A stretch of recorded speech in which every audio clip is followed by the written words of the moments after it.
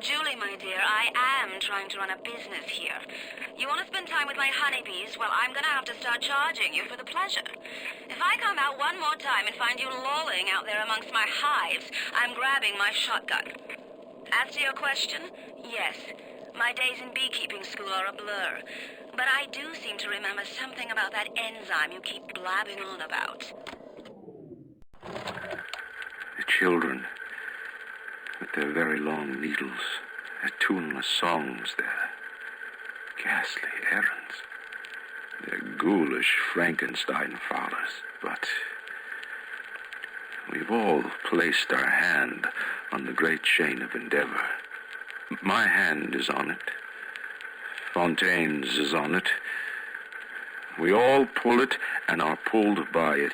Yes, these children are an abomination. But it is not my hand alone on the chain that created them. No. Their little fingers were right there, next to mine.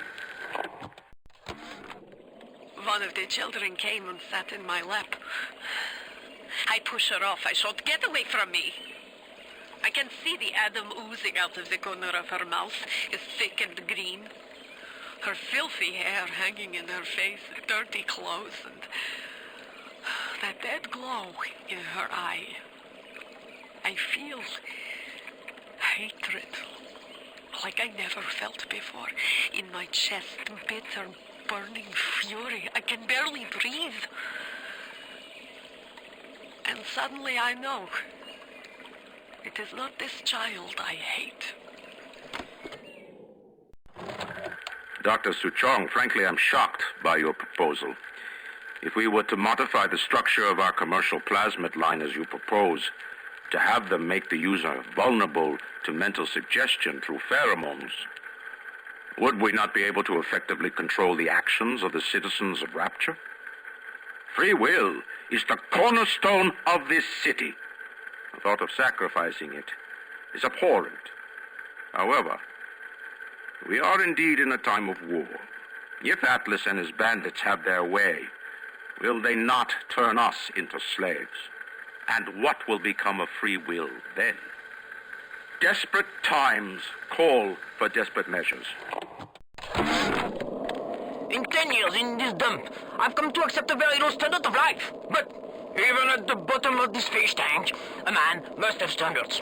The pathetic Trudecu down at Morley Winery has started putting water to his terrible wine. Water! When I confront him with this fact, he tells me, "Pierre, this is not to worry. The water, she is distilled. It could be worse. I could take it right from the ocean." The children must remain functional to be effective producers of Atom. I had hoped we placed them into vegetative states so they would be more pliable. I find being around them very uncomfortable. Even with those things implanted in their bellies, they are still children. They play and sing. Sometimes they look at me and they don't stop. Sometimes they smile.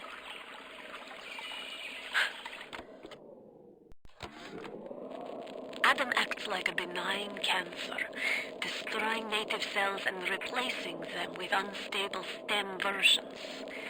While this very instability is what gives it its amazing properties, it is also what causes the cosmetic and mental damage. You need more and more Adam just to keep back the tide. From a medical standpoint, this is catastrophic. From a business standpoint, well, Fontaine sees the possibilities. On my walk today, I had my first encounter with a pair of them. He, a lumbering palooka in a foul-smelling diving suit, and she, an unwashed moppet in a filthy pink smock. Her pallor was off, green and morbid. There was a rather unpleasant aspect to her demeanor, as if she were in an altogether different place than the rest of us. I understand the need for such creatures. I just wish they could make them more presentable. Stare up again. Second time this week. Ever since my face was... Well, Steinman worked on me, but it was never the same since the blast. Me being alone so much gives a girl time to think. Who could hate me so much they'd ruin me like this? And what did I do to them? You know, I keep thinking of all them bandits and terrorists Ryan's got locked up in Palo Square, and I get so mad. Sometimes I can hardly breathe. If I could only confront them, tell them what they did to me, how they're ruining everything for me, for Rapture, maybe I'd feel better. Regarding your review of Anna Culpepper's latest musical Insult, of all the worthy artists in Rapture, why you continue to devote column inches to this musical gremlin is beyond my imagination. Where she is not derivative, she's boring. Where she's not boring, she's obvious. Where she's not obvious, she's dangerous. The Wild Bunny by Sander Cohen. I want to take the ears off, but I can't. I hop, and when I hop, I never get off the ground. It's my curse, my eternal curse. I want to take the ears off, but I can't. It's my curse. It's my fucking curse. I want to take the ears off. Please, take them off. Please.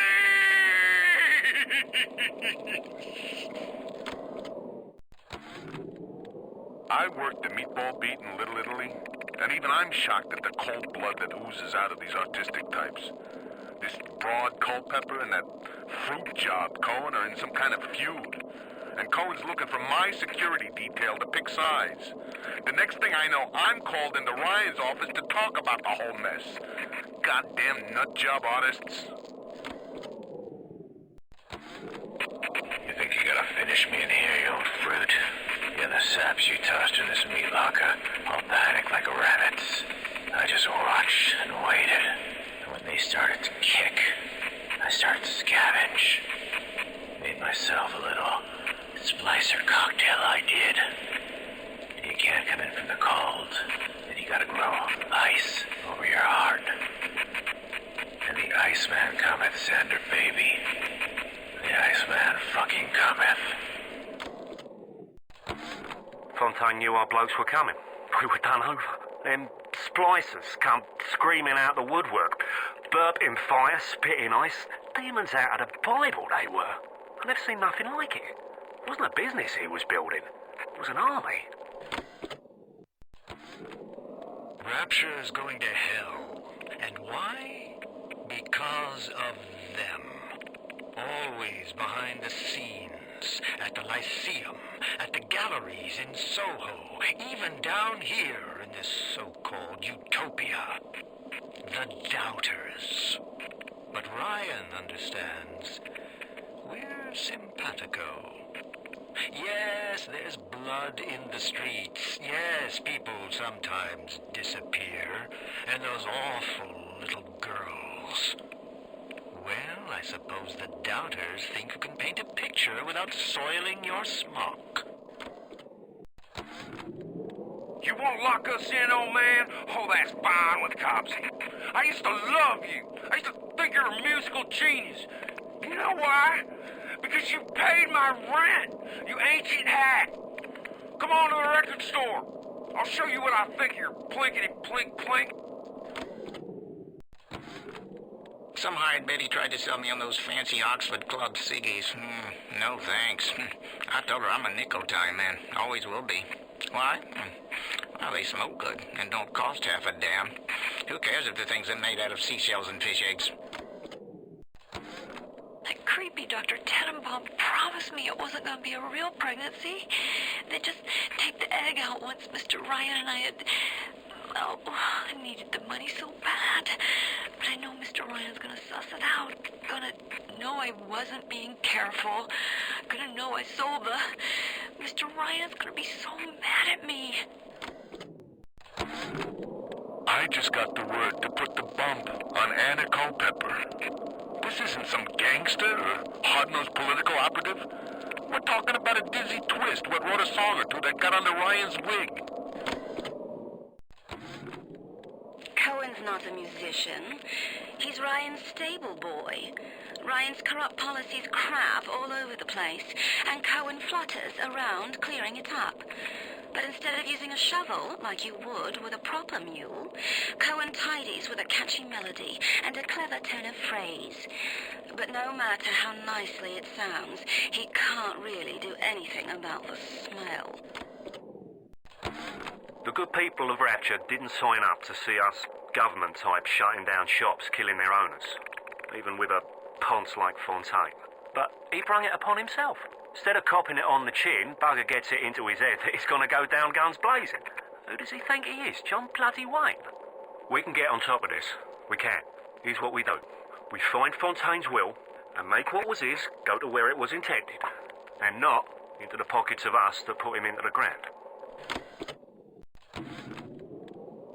You know what? Art, music, poetry. It's all Grift. Cohen's got Ryan wrapped around his little pinky. And why?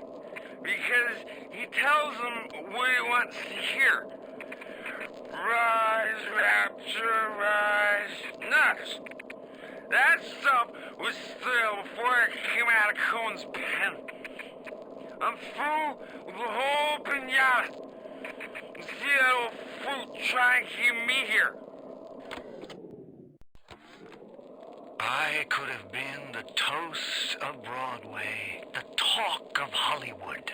But instead, I followed you to this soggy bucket. When you needed my starlight, I illuminated you. But now I rot, waiting for an audience that doesn't ever come. I'm writing something for you, Andrew Ryan. It's a requiem